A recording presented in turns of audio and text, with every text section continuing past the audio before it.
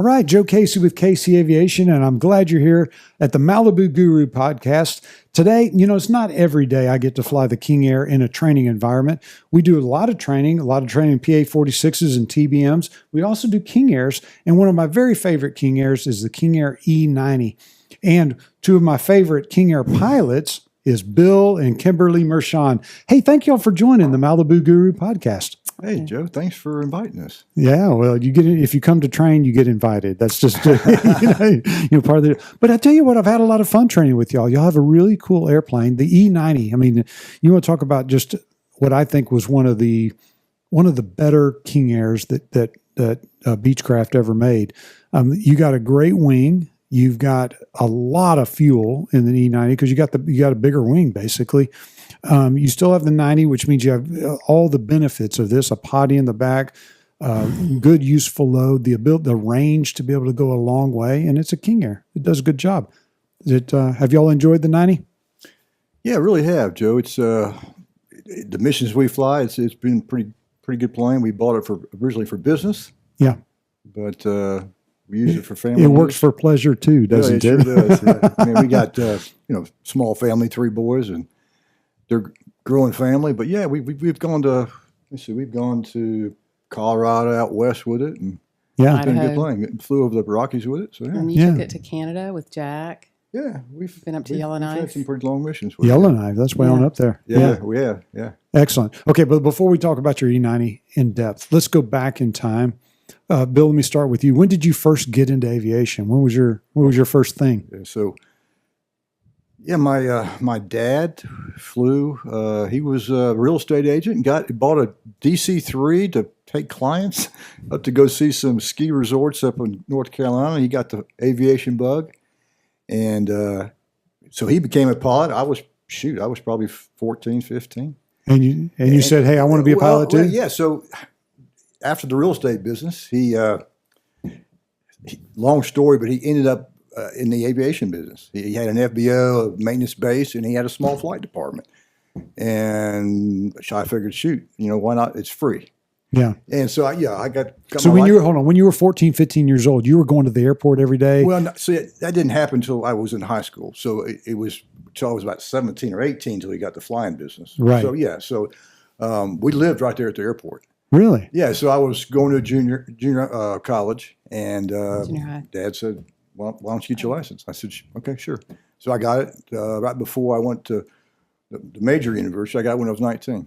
Really? And of course, I couldn't afford to fly at Auburn. It was kind of expensive. Yeah. Hold on. Every time I came home, I'd fly. And before we leave this, y'all are both Auburn grads, which Deanna's probably next door saying War Eagle or whatever this War is. Eagle. All right, there you go. So y'all are both exactly. All aviation management. Is that, Deanna too, yeah. Yeah, and you were aviation Yes. management? Okay, so let's divert over here because I got his college experience. He goes to college and basically is a pilot, begins to advance through there. What about you? Because you went to the aviation management at Auburn, is that right? Yeah, so before that, I was interested in aviation. I grew up in Atlanta near the airport, and all my family, friends, parents worked for Delta. So Delta was my dream. Right. And so I go to Auburn. I went to the Air Force Academy for a minute, but got homesick. And so ended up at Auburn and started aviation management, worked at the airport as one of my jobs, and got a little money. At the big airport or like at Atlanta Hartsfield? No, well, I did work on the ramp in Atlanta a couple of summers for a commuter airline. And then I worked at the desk at the FBO, the old Robert G. Pitts Airport in Auburn. They just tore the building down a couple of years ago, but that's where I met him. I was working as a dispatcher, and he came in looking for a job. He'd worked there before, but I didn't know that. And he came in there looking for a job as a ramp agent. So that's how I met him. You're looking for a job and found a woman. There you go. Yeah, he walked out of there, and I told the girl that was working with me, I'm going to go out with that man. Right. Or she found you, something along those lines. But anyway, my mother gave me some money to go take flying lessons. So I got about 30-something hours. I was about to start preparing for my check ride and ran out of money. Yeah. Fast forward, 25 plus years, and I've raised 3 kids as a stay-at-home mom after a couple of career, options. And So I'm at home by myself, and he's working his fanny off, more than 10 hours a day, 80 hours a week, with the businesses that he's running. I'm like, what am I going to do with my life? Huh. And walked through we were flying in the 210, and he said, take the yoke. And I'm like, I can't even remember what I'm doing. I don't know what to do with the yoke. And then he started talking a little bit more. He said, if someone doesn't start flying that 172, I'm going to sell it. And I was like, the ding, ding, ding, ding, we have a 172. So that Monday, I called a local flight instructor and thought I would just finish with my private. And one thing led to another, and here I am. So. Okay, so you basically you went to college in the aviation department, ran out of money, and let me just tell you, there's so many people that do this because aviation. Well, I graduated college, so I was in aviation management, but not pro flight. So. Right. Yeah, exactly. Yeah. But so many people do that where they go to college, and the colleges can be very expensive for aviation. It's even more so now. It's even more so now. Yeah. But there's a lot of people that go to college and they get a degree, but maybe don't get their licenses or their aviation licenses. And some people don't go to college and get their aviation licenses. If you're going to do both at the same place, it can be very expensive. And there's no doubt about it. But for you, got a 4-year degree and then basically stepped out of aviation for a while. Okay, let me stop you right there. Let's go back to you graduated from Auburn and were not a part of an aviation program. Well, yeah, exactly. I was aviation, but aviation management side, not the flight side. Not the pro flight side. Exactly. Okay, so you graduated with a degree in aviation management and then said, okay, I'm going to go back to the business that the family has? No, my dad sold that business and moved on, and ironically got in the Garrett turbine engine business. Really? In St. Simon's Island. His dad. About the time I was in college, so I never really had a chance to work in that business. Gotcha. He was an airport planner. Yeah, I worked for an engineering company straight out of college. Really? Airport design. Okay. FAA funding, that kind of stuff. Yeah. Okay. But yeah, so. Saw my dad in the Garrett business. Ex-high school buddy of mine was getting out of the Air Force, and we decided to start a business and got into Pratt & Whitney PT6 engine business. And that business is Prattville Turbines. Well, at the time, it's Universal Turbine Parts was the name of it when we first started it. Okay. We ran it for 25 years and sold it in 2016. Okay. So, but yeah, so that's on the airplane side. That's how we ended up with the 210. Okay, so you at this point opened up it's an engine. Is it parts business? Yeah, initially it was just parts. Just selling parts. Actually, Joe, we didn't have any money at the time, so we became brokers, and we were just brokering parts. Find a repair station that needs parts. Yeah, source the parts for them, and then as things progressed, we started buying parts, and then we started buying whole engines. And by the time we sold our business, probably 60% of the revenue was whole engines. Really? Serviceable, overhauled engines. And not only, we're talking about the fleet of Pratt & Whitney engines, not just the PT6, but there's other ones out there. Oh, sure. There's the next transition was the largest turboprop that Pratt makes, which is the PW100, which goes on the ATRs, the Dash 8s. Yeah. Embraer 120s. Embraer 120s. There you go. There's some other oddball, but the ATR and the Dash 8 in the Embraer at the time was the primary. Yeah. And then from there, we even went into some of the fan engines, the PW 500 series, 300 series, the helicopter PW 200 series, the twin pack, the PT6T, which on some of the military helicopters. So yeah. We did a pretty broad space. We would consider it commuter down. We didn't go into the commercial side, right? Not the heavy iron. Yeah, but commuter down, we did it. Wow, that's cool. Yeah. And today you have a company called Prattville Turbines. That's correct. That is doing pretty much the same thing. Is that the deal? Yeah, it is. About 3 years ago, we started it with my sons, and we're staying right now in the PT6, but we've done some PW100. We've sold some 500 series stuff, so we're going to try to open up in the broader market. The market's changed a little bit, but also 25 years ago, Joe, we started an airframe company because we figured the best way to get engines is to buy the whole airplane. Right. And at the time, we knew a guy that was our age, that his father ran a company called White Industries, and Phil White is his name, and we hired Phil to start our business. And so that today is still in business, and I'm still a partner with that one. Yeah, that's awesome. Yeah. What a great Pratt and Whitney. They're expensive as all get out, but their engines really, they dominate the market. And you're talking to a pilot that flies Garrett engines and Pratt and Whitney engines. We have a King Air B100 that we fly all the time, and we help a lot of people that fly those with Garrett powered engines or powered airplanes. I think they're a great engine. There's Pratt & Whitney's a great engine, but Pratt & Whitney dominates I think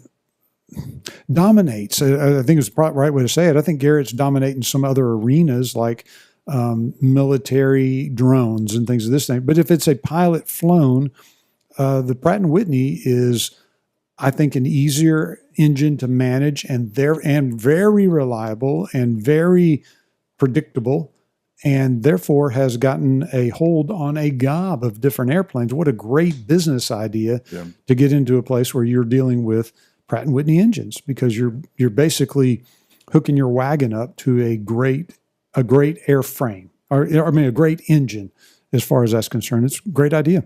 Yeah, thanks. Again, it's still today the dominant. There's a handful of other players out there. GE's try to get into it, but yeah, by far Pratt owns the turbine engine business. Yeah, and because they have a great product and have had it for years. 100%. And if you think about it, that engine, today it's being bolted onto brand new aircraft. The King Air line all the way down to a Meridian. TBMs. All these airplanes are going to have some derivative of the Pratt & Whitney engine. Sure. And large sector in the agriculture market too. And the agricultural market, absolutely. Matter of fact, the military trainer is a huge market. Yeah. So they're just all over the place. What a great way to do it. No doubt about it. Now you mentioned a Cessna 310. When did the 310 or Cessna 210? That's right. I'm sorry, Cessna 210. We have a 310. We fly pretty often, so I'll get those mixed. But you have a 210, single engine, retractable gear, great airplane. What made you want to get into the 210 world? So as we grew the business, and again, I mentioned my partner was an ex-Air Force guy, so he had a lot more experience than I did. And so we asked around, and for a good long range, sturdy single engine, and the 210 kind of reared its head. Yeah. And we bought that thing, it's been 35 years ago. You're kidding me. And had flown. That's where I got, most of I got my IFR rating when I had the 210. Yep. It wasn't until we transitioned later, we can talk about later, into the first turboprop we bought, but it was probably 10 years in the business before we got into the next phase. The 210 was it an integral part of your early days of owning? Like, would y'all use it to go to customers? 100%. Because like your business, most of my customers were on small airfields, right? And once we could get to them, or not only just customers, but going to inspect an engine, we could be on site that day, where our other guys were trying to get an airline ticket booked. Right, we could be there on site. So we could see multiple customers and be home the next day or that night. Right. And so that's kind of a great airplane. It gave you an advantage. Yeah. Now, Kimberly, you got to fly the 210. I'll tell you, when I think of a 210, the beast. There you go. Okay, because and I don't know why you call it the beast, but I know why some people call it the beast, because it's very heavy on the controls. Well, it's very heavy, but it's a very powerful engine. And until I started flying that, I was just flying a 172. I didn't transition from a 172 to 182 or anything. I just went straight from a 172 and a Cessna 140 to a 210, which is it's a beast. It's a beast. It's a complex, high performance engine. We have it's just a great plane, but it's a lot of skills and stuff that you have to develop. That's right, and especially in the elevator control, which is just heavy. It's very nose heavy. That's right. You're going to learn what electric trim is if you have a Cessna 210, and you're going to learn to trim very, very easily, very, very well in that airplane. Especially like on landing, when you come in and land, you're going to. A lot of people get in the habit of trimming on landing. It emanates from airplanes like the 210. That in takeoff, it's got a lot of torque. You use a lot of. Right. A lot of rudder. Use a lot of rudder on that airplane as well. Mm-hmm. But a great airplane. Matter of fact, we just got through flying an airplane up to Canada. It was our Cessna 182. I love that airplane because high wing. High wing means it blocks the sun. You get to look at the ground. Yeah, so you have a 210, especially you have a 210, not necessarily a P210, but a T210 or something of that derivative. They even made some that are not turbocharged, even better as far as I'm concerned.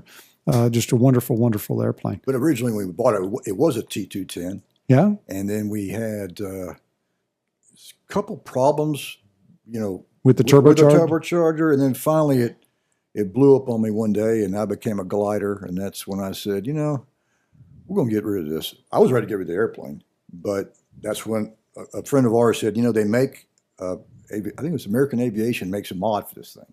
Get rid of the turbocharger, put a 550 in it. It's just as powerful. Right. We're not flying in the mountains. So we're flatlanders. And then, of course, the turbocharger reduces your TBO. So.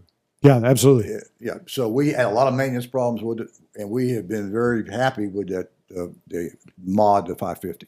No doubt about it. In my opinion, when you take a normally aspirated airplane and you compare it to a turbocharged airplane, the turbocharging, all that means is you're going to take an engine that wasn't designed for that kind of horsepower, and you're going to ask it to do that kind of horsepower all the time in places that it doesn't want to be. Sure. In other words, it's if you parlay that into the Malibu world or the Malibu or Mirage world, same thing applies. You have a turbocharger that's required because you got to get the pressurization and you need the turbocharging to be able to go up high. But if you have an airplane that doesn't have the turbocharger, then the mechanical problems go way down. Like I have a Bonanza, an N35, an November 35 Bonanza. It's not turbocharged. I love it. And because I hardly ever have any trouble with it. You go get a turbocharged Bonanza, your troubles expand. Yeah. But maintenance. It can be a maintenance nightmare. Yeah. Now, if you're taking off from a 5,000 foot field or whatever, the different ball game. There's some places where you need it, but gosh, give me a non-turbocharged, non-pressurized airplane just about any day, and I'm very happy. I flew the 210 out to Arizona to the Grand Canyon last summer before. Yeah. And I was really concerned about the performance and the density, altitude, and everything because I'm a flatlander, and we were flying at 10 to 12,000 feet, and it took a few more minutes to get up to altitude, but the performance was still great on it. Once it levels off, and it's totally fine. It's still great. And the 550. Continental 550, wonderful, wonderful engine. And that wing, it's just it does become a glider because it's got a great wing on it. It's got a great wing. Yeah, no doubt about it. Okay, so let's go back a minute though, because you talked about another airplane before the King Air. So it's after the 210. What did you buy? Yeah. So again, we were in the parts business, and actually, so when we started buying airplanes, before we started the airframe parts business, we would speculate and buy airplanes. So we bought this Cheyenne to part out, and shows up, and we said, I think we're going to try to fly this thing. So we ended up flying the Cheyenne. We flew it for, I'm guessing 7 years.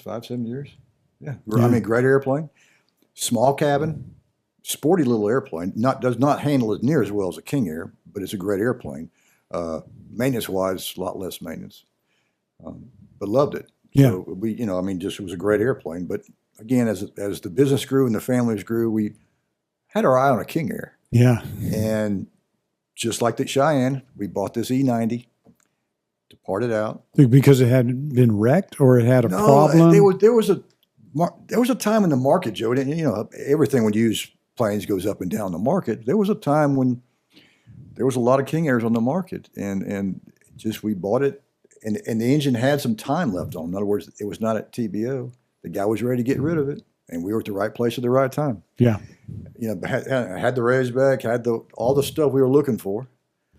We bought it, and we flew it for probably about a year before we decided to do the Black Hawk. Yeah. Upgrade. And we didn't go to Black Hawk. You still have to buy the STC from Black Hawk, which we did. Right. But we provided our own engines.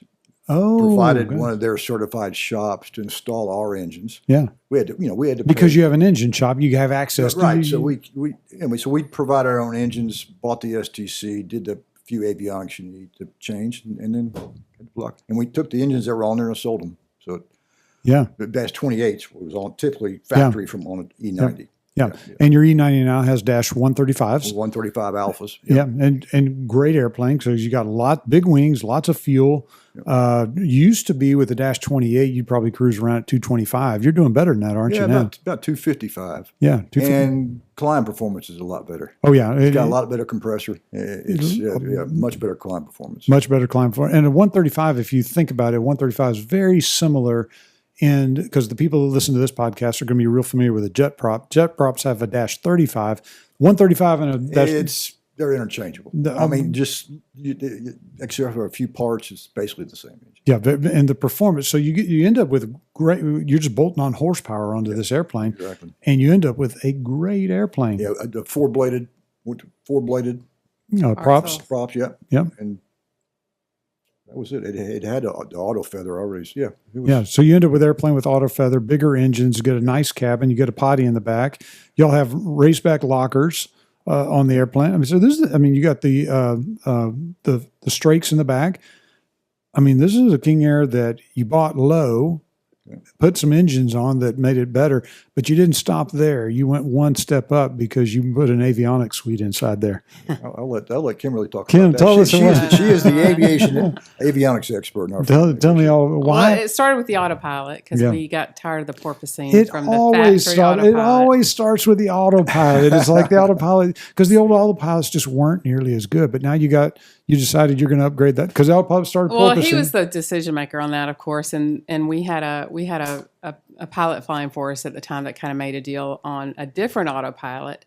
And then, we had that little thing happen a couple of years ago where the whole country shut down for a while. And so in the meantime, the STC for the Garmin GFC 600 came out for the King Air.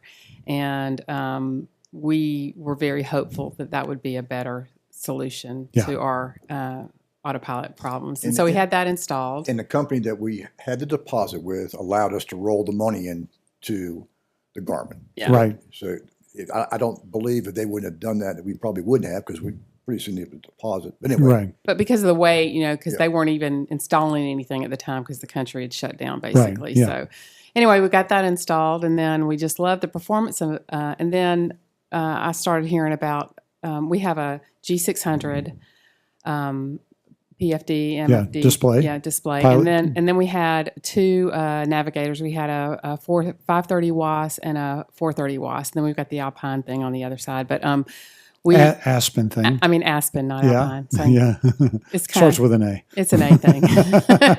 And so I started hearing things in the industry about Garmin was going to they're going to stop supporting the 530s and the 430s, which they are. Yes. But it's not like going to happen overnight. Right. But also, our cards, we're having to replace them. We're having problems with installation, just things like that. And I'm like, and everybody's like, you got to get the new. And so I started looking at it at some of the shows and stuff. And then we flew with you last spring and really talked it up and did a little bit more research. And we went ahead and bit the bullet and had that installed. And so that's why we're here for the training for that and our recurrent training. I think it's going to be a very good decision. Yeah. So far, are you happy with the autopilot? Yeah. We love the autopilot. Awesome. Yeah. And the 750s, you're just getting to know, but your first initial thoughts are? But I would advise anybody who would get who upgrades to that kind of avionics package that they really get some training with someone who knows what they're doing, because there are so many things within those units that are not as intuitive as you think, but there's also a lot of tricks and stuff that if you actually spend the money to pay someone to teach you how to use it, you're going to benefit a lot more from that money that you spent. Yeah. With the 750, you're going to get the ability, which won't mean much to y'all, but to some other people, to have a safe glide, which means if you have an engine out that you can add safe glide to your airplane. The 750i allows that. You have visual approaches, which we did today. That was really cool. To virtually every runway in the country, which provides a glide slope to that runway. we always, even if it's a visual, we always put in the approach as a backup just to give us a glide slope. Right. But now that it actually gives us a visual approach, then that's just one more tool in our box. Just one more tool. And especially I didn't get that training, Joe. Well, it's coming. I can teach you. There you go. But especially if you look at Lufkin, we have two runways, a small runway and a big runway. And that small runway at some airports may not have a visual approach, but the winds may be aligned with that runway and you really want to come to that smaller runway. Well, now you got a glide slope because it's called a visual approach. It takes you to it. You're not going to fly an instrument approach with it, meaning not in IFR conditions, not in IMC, but it puts a visual to virtually every runway. I saw that on the screen. It had a list of visual, and I had. Yeah, and that's what it does is it provides a glide slope, which gives you the ability to make a constant glide slope approach to a runway, which it's just beautiful. It's just a wonderful thing. Again, you're not flying IFR with it, but it gives you that advantage. Awareness. Yeah. You also have the hold feature. Now, I think I made you hold 4 or 5 different holds or something along that line today. Yeah, that's brilliant. Yeah, and that makes it a lot easier just to be able, once you know how to do a hold feature, to go in there and punch that and make that happen. So you get a beautiful display, you get a great place to put your radar, and y'all got to use radar yesterday. Kind of learned a little bit about that. And the big, great thing that we have now is if you get if you punch vectors to final, it doesn't erase the initial That's right. waypoint. That's exactly right. If you look at a 530 or anything that's old and you put in vectors to final, then the initial approach fix that's outside the final approach fix wouldn't show up. That's right. 750, you get it. And so it's a beautiful thing. So your situational awareness in this airplane, there's a lot of things. I will tell you, I like a 530. I think a 530 is fine. But the more that becomes, it's going to become unsupported. But what that means is where they're not making new parts for it. The part that's going to go out for that is going to be the screen. Yeah. And the fewer screens, there's going to be a day where you just can't replace the screen, and you're going to be done. But in addition to that 750i brings you up to the latest and greatest Garmin stuff. That's the thing they're adding to. I think when y'all look back 3 months, 6 months, a certain amount of time in the future, when you look back to what you're doing now, I don't think you'll ever go back to a 530. Probably the biggest penalty that you're going to have is you got to punch the screen. It's a touch screen. So is Garmin still supporting the 530 as far as providing updates on all the? Yes, there's things that they'll provide you, but those are going to go away quickly. Right. The cards are going to get harder to find. Cards are going to get harder. All the parts for this, they're not making new parts for it. So what we're doing is we're taking the 530 in the King Air and the 530 in the 210, and we're putting them on the shelf to be a replacement for the 530 and the 172. There you go. So, Yeah. So that brings us to the point. You've got 3 airplanes. You have a 172, a 210, and a 172. Are you still flying all of them? Yeah. Yeah. Yeah. I mean, Kimberly, obviously more than I. She flies. She's an instructor. I'm not sure we touched on that, but yeah. So I bought the 172 because my sons had some interest, and so we bought it. And there was initial interest, but unfortunately for them, actually they didn't get the bug. They came close. A couple of them came close to getting their they sell it. But anyway, so the 172 sat dormant until this young lady right here just started flying it. Yeah. And she flies it. I probably put 2 hours a month or something like that on just to kick around the pattern. Yeah. But when you, Kimberly, when you were in college and went through an aviation program, got some licenses and raised an interest in things of this nature, pretty much dumped it and went to become a mom and a business mom. I think it sounded like you had two. Well, I was when I graduated from Auburn, I worked in hotel sales, and then I got a job in advertising sales for magazines. I worked for Saltwater Sportsman and Walking Magazine and all these Texas Fish and Game and all these outdoor magazines and stuff, and then started having kids.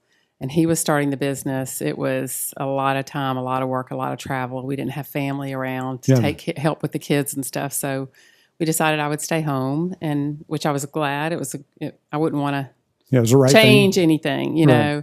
And I told him, I said, I'll live in a trailer if it means I can quit my job. I don't want to have to put him in daycare. There's nothing wrong with any of that. It's just I was willing to sacrifice everything, you know, to be able to be at home so that he could get the business going. Correct. You know, so but when that time came where y'all became where the kids are gone and there's more time, there's now more money, business is successful. You basically said, I'm getting back in the game.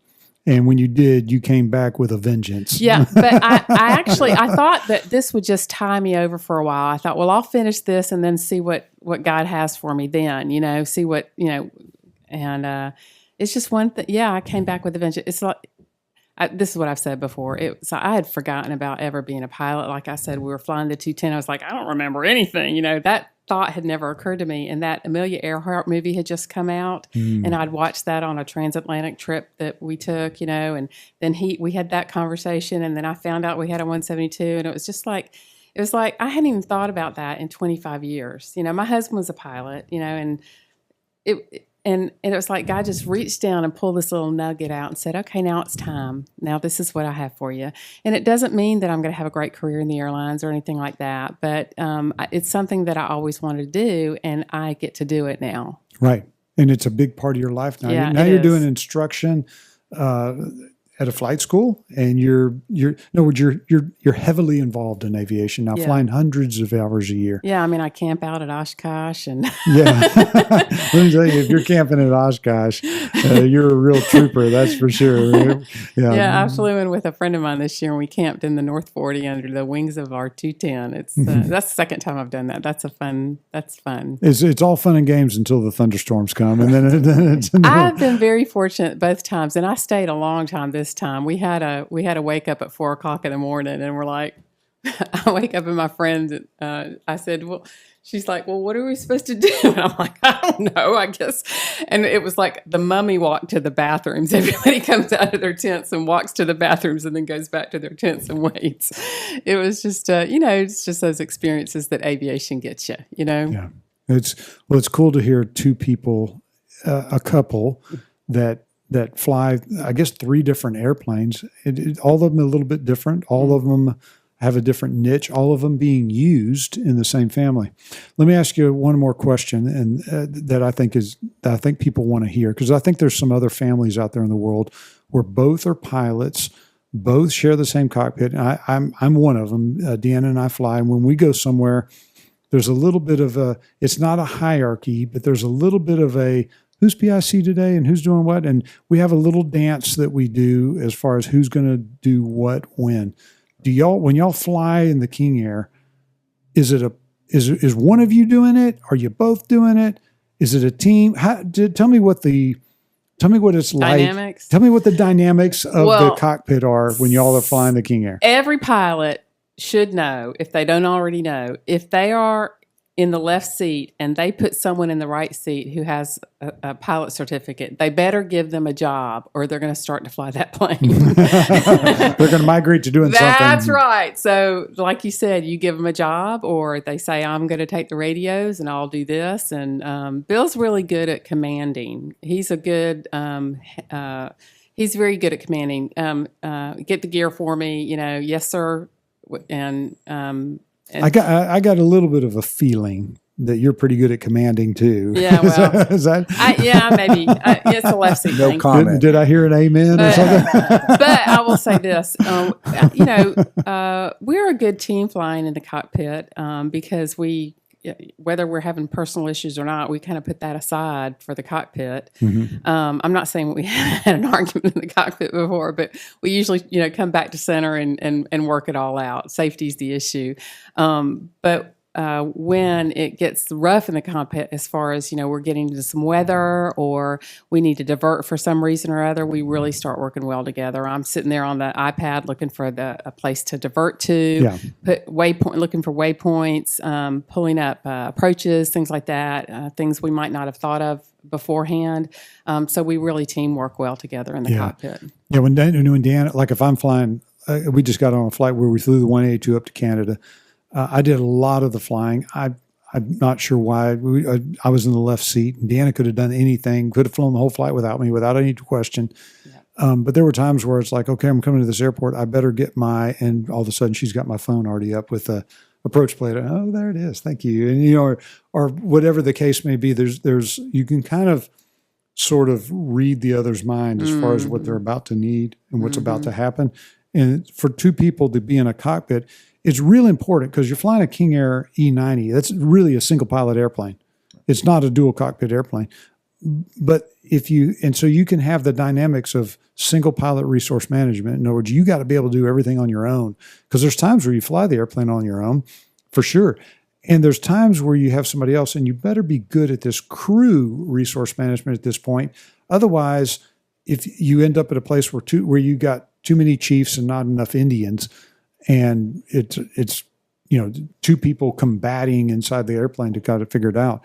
And that's not good. So there needs to be a place where, and it sounds like y'all are, where y'all have a place where you work as a team to make this happen. And there's certain things that are expected whenever that does go down.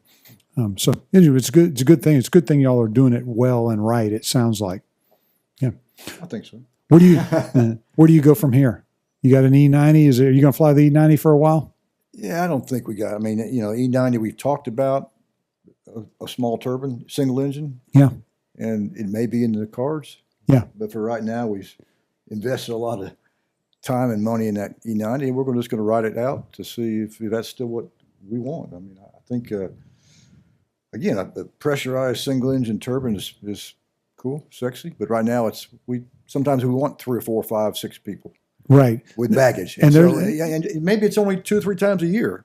But we got the airplane that can do that. That's right. You have an E90.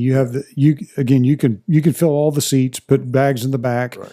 Fill up the wing lockers, fill up the fuel tanks. You're probably just fine, assuming that people are in the normal range of weight. It's just an airplane that's very rugged, very reliable, very capable.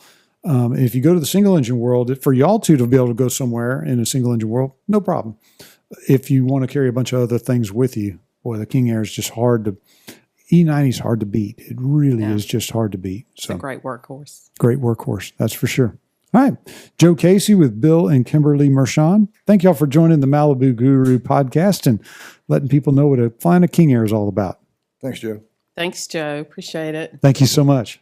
So here we have it, the King Air E90 with a cool couple that's just heavily devoted and committed, just immersed in aviation in so many ways, from parts to engines to flying a whole bunch of cool airplanes. Bill and Kimberly are two people that are doing aviation really well. And I hope you enjoyed today's edition of the Malibu Guru Podcast.